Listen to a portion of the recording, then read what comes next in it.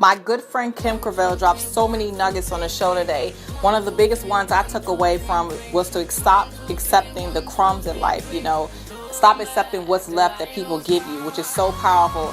And also make sure that any dream that you have a purpose, because life is going to test you. But unless your purpose is solid, there's no way you can't win. Stay tuned. Hey, what's up, world? I'm Kat Harvey, CEO of the top rated show, KatHarveySNL, here in the DC area. I'm so excited to have one of my favorites finally on. She needs no introduction. She's just one of those people when you come across, she's going to change your life with her words and her intelligence and her wisdom.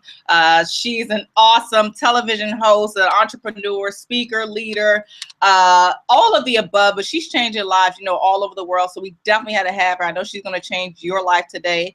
So without further ado, please welcome the one and only, the lovely, the beautiful Miss Kim Cravell. How you doing? I'm doing great. How are you? I'm amazing. So what have you been up to? Girl, after that introduction, I'm tired. You listen to you introduce me. Girl, I've just been doing my thing. The girl boss. Isn't that the new hashtag for you young people? Is girl boss? Oh God, yeah. Yeah, I've just been getting around, doing my thing, doing my passion, doing my purpose. If you had to summarize, I guess, your personal story, just briefly, can you share that with the audience? Yes, I've been on this journey. Life is a journey. Your career, your family, your life is just a fun journey, and I've been on it a long time, a very long time, a lot longer than you, Kat. But anyway, I started out doing pageants, and then I transferred into the beauty business, and then to television, and then to back to the beauty business. It's just been a journey, but the whole time what's been driving me has been this message, the message of purpose and destiny, and that each person has one. I've been on a journey trying to figure mine out. And by doing that, I've learned a little bit along the way. So anything I can do career-wise, as long as it's edifying people and pointing people towards their purpose, I'll do it. So, everybody has that special person, in their life. So who was that person that poured into you, during your time of waiting, when you're trying to go to that next level of success? Who was that, and what did they say to you? Well, it's been not just one person. I think it's been a lot of people. That's why I think it's so important to really encourage people and speak into people's lives. But, my relationship with God, that's been first and foremost in my life. And I know that's not always the popular thing to say, but that's the truth. I mean, that's been the constant in my life. And that's been the one entity, person, whatever I could talk to that would encourage me. I've also had a lot of women older than me and have gone on before me, mentors that have really spoken to my life. That's why I give back to young women in particular, because mentorship is so important. And I was on Steve Harvey the other day, and I said something about the millennials. I said, millennials don't know their butt from the hole in the ground, but they have this great passion. And boy, I got blown up on Twitter, Kat, because of course they heard the first thing. They didn't listen to the rest of the thing. You got to listen to the whole story. Because I just remember being where the millennials are at today, and so desperately wanting that direction in my life. And you know what I'm saying? When you're early 20s or, late teens, early 20s, even into your early 30s as a woman, you're just figuring the thing out on top of the pressures of student loans, on top of the pressures of having family. So for me, that kind of mentorship that I had with all these women, I mean, Norman Rockwell's granddaughter, and you probably don't know who Norman Rockwell is. He's a great painter, a great artist back in the day. And she was a painter and artist. And I would sit and she would just talk to me about life and how she became a painter. And I can't draw a stick figure. But what I learned from her was not art. It was how to pursue what your passion and what you love. And so that is really what spoke to me. All the mentors in my life. I remember when I went Miss Georgia, Kat, I was 19. I was a babe. And so thin and fabulous.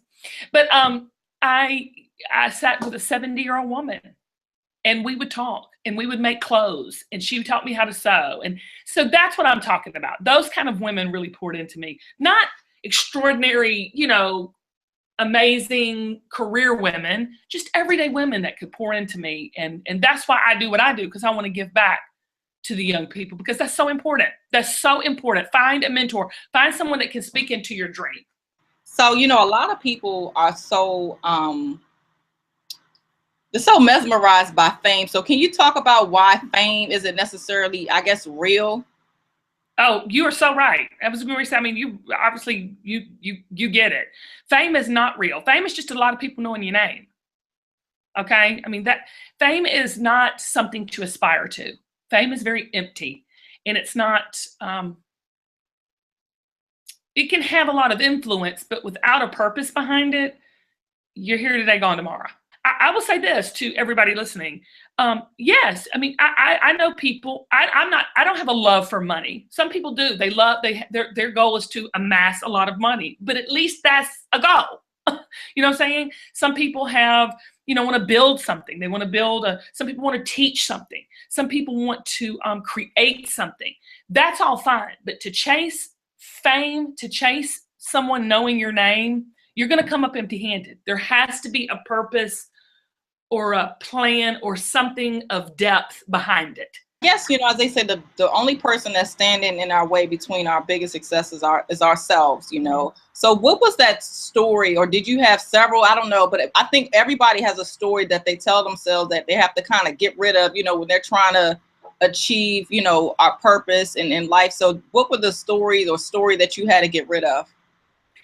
Well, there's many, but I'm going to tell you conceptually how to really combat those negative messages that we tell ourselves. We are our own worst enemy. And I think that's what you're trying to say, Kat, is that we stand in our own way more so than a nemesis or the devil or an enemy. I mean, I'm serious. I mean, a lot of people want to blame a lot of things, circumstances, friends, family, social media. A lot of people want to blame their stall or their lack of success. But when it comes down to it, like you said, Kat, we are our own worst enemy when it comes to achieving success. And success is fabulous. Okay. There's nothing, we get these mixed messages, to be humble, to be sweet, and all this. You can't be successful. That's not true. Success is there for everyone. We do live in the greatest nation to achieve anything we want to in our lives. And hear me clearly, every single person on the planet has a special something, a purpose, a gifting, something that they're to contribute into the world. And if you do that, you will be successful. Now, I'm not saying you're going to make a lot of money, or I'm not saying you're going to be famous, but you will be content. You will be fulfilled. So how do you combat those negative things that come at you mentally? How do you combat? You have to shift your perception. I remember, and that's happened to me a long time, but never clearer than this moment here. And you don't have kids, do you? You don't have kids? Okay, so you will understand this one day. And maybe you can relate to this in some way. But I had my first child. And I was 36 years old. And, I have struggled with the same 50 pounds, losing and gaining it, ever since, I can remember, ever since into my adulthood. And listen, all us girls struggle, all people struggle with that in some way. But hear this story and how it shifted my perception. So I had put on about 50 pounds and I had my first son, and I loved him. Don't get me wrong. People don't write no hate mail, but I love my child. I would die for my children. I'd probably die for your children because I think kids are fantastic. But I was down. I wouldn't say depressed, but I was lost. Let's say that. And I had put on about 50 pounds, and I was a stay-at-home mom. I was normally, a hustler. I've always had a job. I've always had a goal. And my goal now was to, wipe poop, clean up, throw up, stay up half the night, doing feedings for my baby. So I was so down one day, and I went to my mom and dad's, and they're retired.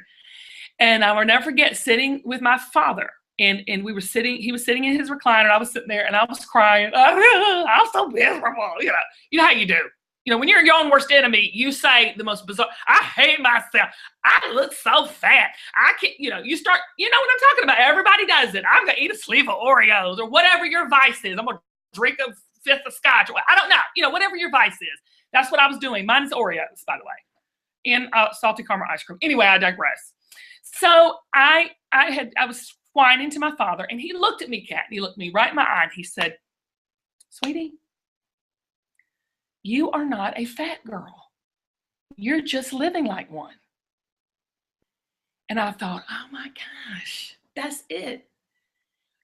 That's it. So when you are talking to yourself, I can't, I won't, I'm not, I can't do this because I can't do this because I'm too young. I can't do this because I'm too, whatever your excuse is, that you're that self-doubt and that self-loathing talk that you're saying to yourself, you're not broke. You're just living like you are. And so I think that was the one thing that shifted my whole perception. See, okay, so I don't know what your goal is. I don't know what you want to be, when you grow up. You know what they always say, what do you want to be when you grow up? But it's not that you're not that. You're already that. It's just unfolding. See, it's all a perception. And so that was the moment that shifted for me. Being a person of character, I'm sure there's things that you're not going to do. Doesn't matter how much money somebody gives you or accolades. So what are your 3 top commandments that you can't personally break for yourself? Ooh, good question. I just will not compromise. I won't compromise. And I used to. Like when I was on King of Queens, I would make small little compromises when something in my heart and my spirit would say, don't do that, or don't say that, or that's not you, or that's not that person. And just to make good TV, I would make nothing major, nothing detrimental to, the world, my character, or even, society watching the show. But it was just those little compromises that made me upset with myself. So I won't do that. I won't go against what I know inside of me is it doesn't gel with me. So like let me tell you, if I meet somebody, let me tell y'all this. If you meet somebody, hear me clearly now. Now, I'm just talking about face-to-face, or you see somebody or someone's in your life and something ain't right.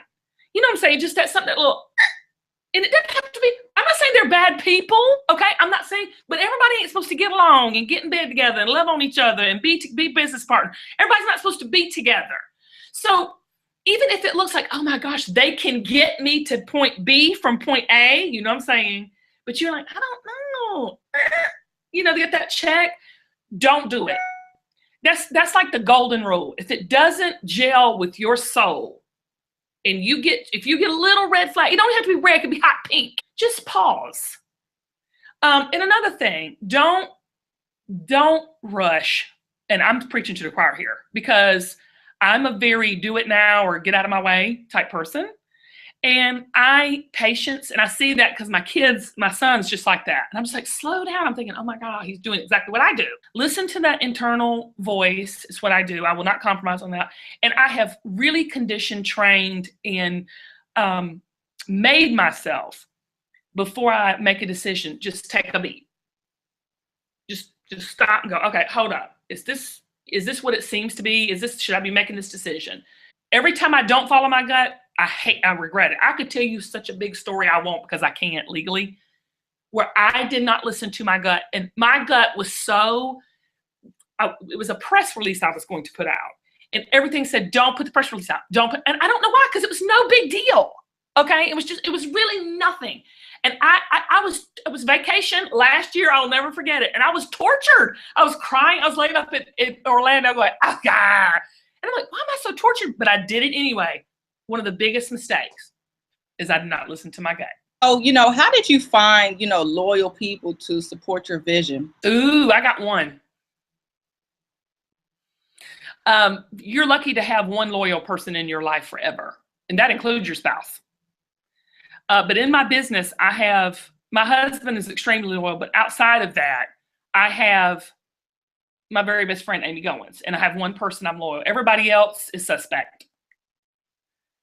So I don't trust everybody because look, and that's not saying they're bad people. I mean, hear me clearly. When I'm not saying I'm great, they suck. I'm saying that you've constantly got to hold your precious purpose, put that on the pedestal. People have their own personal agendas, and they should, because everybody in business is about, making money or whatever their thing is. And so, I don't trust anybody 100%. I really don't. I've got one person Amy in business, who I know, she's got my back and I've got hers, and I'm blessed, because let me tell you something, money and fame and power really doesn't change you. A lot of people say that. People say, money, it just brings out more of who you really are. So if you're a good person without money, you're going to be a good person with money. If you are edifying and encouraging when you're not famous, you'll do that when you're famous. So when people say, oh my gosh, she's changed. She ain't changed. It's just she's bolder because she's got more money or more power, or he's got more influence. You see what I'm saying? It just magnifies. It's like a jelly donut. I used to say this all the time. People are like jelly donuts. And when the squeeze happens, you find out what's on the inside. It could be chocolate cream. It could be custard. You don't know, but when you squeeze a person, you find out what's on the inside. I like that analogy. That's the first one I've heard. Yeah, that's truth. So, one of the biggest things I feel like stop people, and I guess for ourselves, is caring about what other people think. So how did you get over that hurdle? I got over it pretty young. Now, you always slip back. You pick up those old habits. Now, I'm not perfect, okay? I still struggle with this at times, but this is what I do when I start feeling that way. My dad, I guess my dad's just brilliant, but my dad, who is 72, said to me a long time ago, I was a young girl, because I was competing at Miss America very, very young. And so I remember him saying to me, don't look to the left or to the right, just look straight. Don't worry about anybody else. But if you do, and you will, if you start comparing or you start listening to the voices outside of yourself, just remember this. Everybody feels the same way you do. President Donald Trump, President Barack Obama, Madonna, Ariana Grande. I could go down the list. In every walk of life, everybody feels the same. Everybody has those insecurities. Everybody has those moments of doubt. And everybody, when they're talking to you, Kat, I hope I'm making this clear, because I wish I could remember what he said. My dad said, when they're talking to you, they're not thinking about you. They're thinking about themselves. How do I look? What do I sound like? So if you always remember that, if someone's talking into you and saying, bullying you or whatever, if they're saying, oh my God, you're fat, or oh my gosh, you're short, or oh my God, you're ugly, or that's really what they feel about themselves. Because everybody's always thinking about themselves. They're not really thinking about hurting you. They're thinking about building themselves up by saying those things to you. So if you'll flip the script, so when people start doing stuff like that to me, and I start listening to all these voices, I just flip the script and go, oh, I hate you feel that way because I think you're fabulous.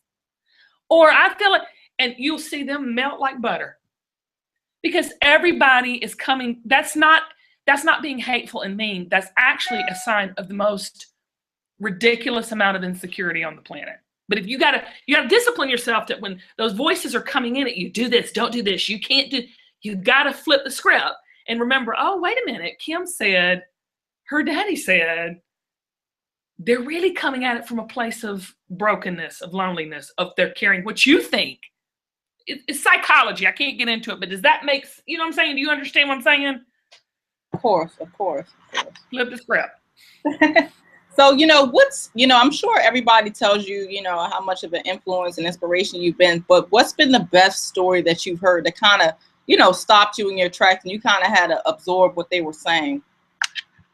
I've had a lot of those. I've had recently I had a girl, a young woman come up to me, and she's a young mother. She's 33, single mom, and she had cancer. And she decided to do a pageant because she watched the show. And she was just saying how doing that pageant, and she won too, by the way, how she took her story and doing that pageant really has changed her life because she's seen herself differently. See, the thing is, yeah, I think I'm encouraging because that's my gift. My gift is to encourage. But I really don't do anything but just hold the mirror up without the cracks in it, without it being smudgy, without it having fingerprints on it. I just hold up a really clean, I Windex the mirror and I hold it up, and then they really see who they really are. It's not about what I'm giving, it's what they're seeing. Does that make sense? I'm not a great person. I'm not this highly intellectual, gorgeous, smart. I mean, my Lord, I barely get by. You know what I'm saying? Like, but the gift that operates within me is great. And so I defer to that all the time. And so it makes it seem like Kim is great, but Kim is not. It's the gift inside of me that's been given by God, which everybody has that. Everybody has something like that. So I operate out of that. And so when I do, it just reflects back on me. Does that make sense? I'm saying, does that make sense a lot? Yes. Sometimes I don't make sense. So so what's the best advice, to give the people that want to make it out in Hollywood, but they don't necessarily, I feel like, want to be their own celebrity, in their hometown or space. They just want to get up and move. So what's your advice to those people? Do it. Live. Okay. Don't wait for everything to get perfect. Don't wait for everything to fall in line. Listen to that still small voice inside of you and pursue it if you can. Now, don't abandon your family. If you've got, if you've got responsibilities, you need to follow those, because, that dream will not be honored if you don't do the right thing. Do the right thing. The right things will happen to you. But my biggest piece of advice to anyone going into this business is just encourage yourself. If ain't nobody gonna encourage you, encourage yourself, because it's not an easy business, and it's not for the faint-hearted. And you better have something to say. Have something to say. And then so your confidence will come from what you say, not how you look or who you know or how much fame you have. Got to have that purpose. There's so many women, as we see today, that get surgeries and they change, like you spoke about earlier. So, as a woman and a mother and a wife, when did you feel like you were enough? Well, I think we're feeling that we're enough. I don't think we ever arrive. I think that's a constant evolution. But I know that there's nobody on the planet like me. I know there's nobody on the planet like you. And so I don't have to compete with that. I can just be in that, and it serves me. And so, like right now, talking to you, I'm enough for right now. This might not be enough for next week. I might have to step up my game a little bit and put on my lashes and put on a bra or whatever. You know what I'm saying? Like, you might have to change up a little bit. But, for right now, I'm enough because I'm doing what I've been put on this earth to do. You won't second guess. What I'm saying is you won't second guess if you're enough, if you're moving in the thing that you're put on this planet to do. You'll feel better. Like, I'll hang up for this guy. Oh my God, there's so much. I'll be able to just conquer anything today. And you will too, because this is what you want to do, clearly. Or you wouldn't be doing it in your room with great drapes behind you and on Google Hangout. You know what I'm saying? You're putting forth an effort and you're doing something you love, and you'll feel better. And so will I, because I'm encouraging. So you are enough if you're doing what you're put on this earth to do. I want you to talk about not being afraid to I guess, demand what people should pay, for your service. Oh.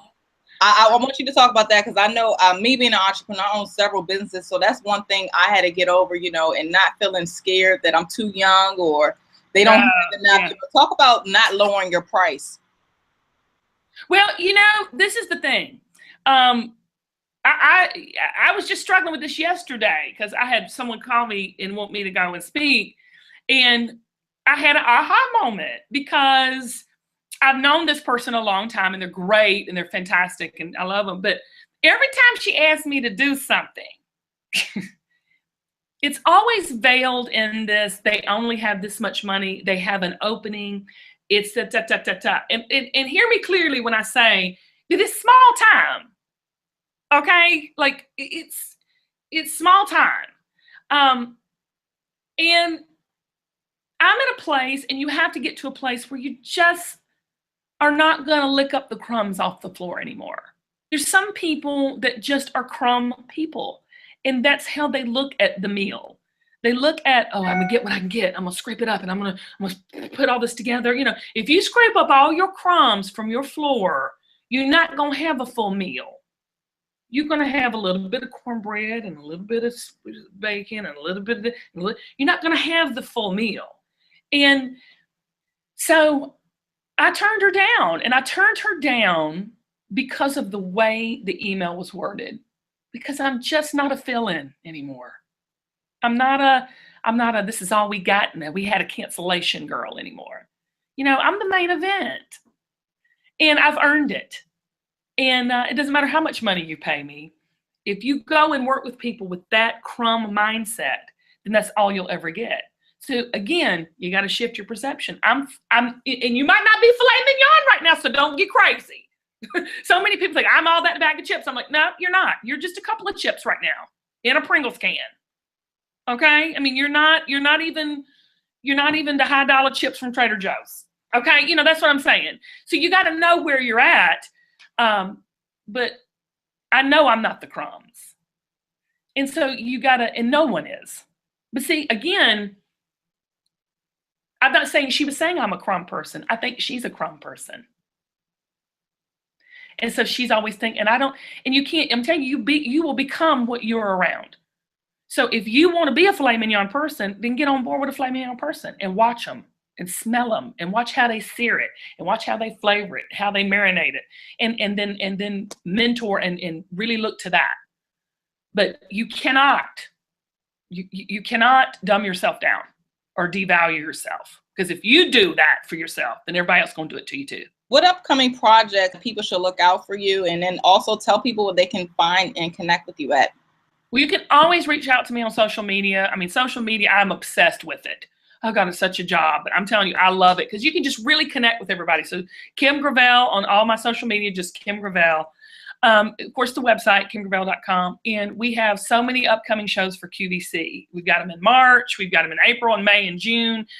So you can always check out, you know, what we've got going on there. We're also working on a really cool television project, and I can't believe it. It's such a blessing, and it's going to change lives. I can't give you the rundown it, but it's in a prison. That's all I'm going to say. Lockdown, clink, clink. Oh my God. There's things I've done in my life I probably should have gone to prison for. So this is apropos for what, you know, my life right now. No, it's in a female prison, and it's one of the toughest female prisons in the country. And we're going to be doing some extraordinary stuff and unearthing extraordinary talents. That's all I can say. Okay, well, you guys heard it first. We'll be on Yes. I don't think I've ever told anybody either, Kat. Oh, okay. I feel special. You're so beautiful too. God, you're so cute. How old are you? I'll be 27 in May. You go, girl. Thank you. Look at you, flawless. Almost some lashes. I'm like, what lashes? I don't have any lashes on. Oh, yep. You look great. Look, listen, the lighting is perfect. I have to pull it together. I have to lift it up and suck it in.